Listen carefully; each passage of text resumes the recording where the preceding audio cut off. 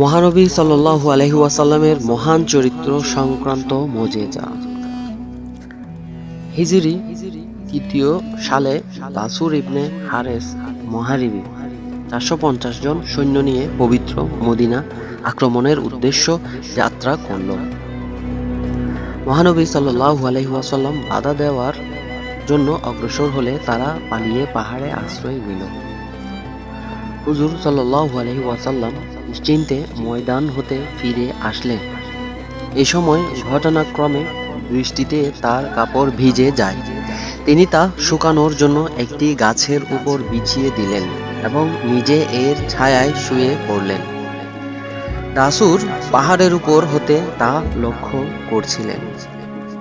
যখন দেখল মহানবী সাল্লাল্লাহু আলাইহি ওয়াসাল্লাম নিশ্চিন্তে শুয়ে পড়লেন, তখন সে সরাসরি তার শিয়রে এসে উপস্থিত হল এবং তরবারি বুঝিয়ে বলতে লাগলো, বলো, এখন তোমাকে আমার হাত হতে কে রক্ষা করবে?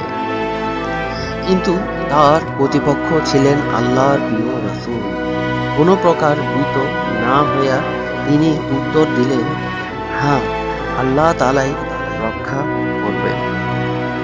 এই কথা শোনা মাত্র দাসুরের গায়ে কম্পন সৃষ্টি হলো এবং তরবারিটি হাত থেকে খসিয়া পড়ল।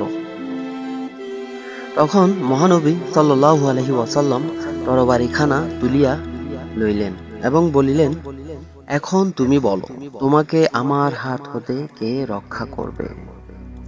তাহার নিকট কেহই না বলা ছাড়া আর কোনো উত্তরই ছিল না। রাসূলুল্লাহ সাল্লাল্লাহু আলাইহি ওয়াসাল্লাম তাহার এই করুণ দশা দেখিয়া দয়ায় গলিয়া গেলেন এবং তাহাকে ক্ষমা করিয়া দিলেন। দাসুর এখান হতে এই প্রতিজ্ঞা নিয়া উঠিল যে সে নিজেই শুধু ইসলাম গ্রহণ করিল না, বরং নিজের গোত্রে পৌঁছিয়া ইসলামের একজন শক্তিশালী প্রচারকে পরিণত হল।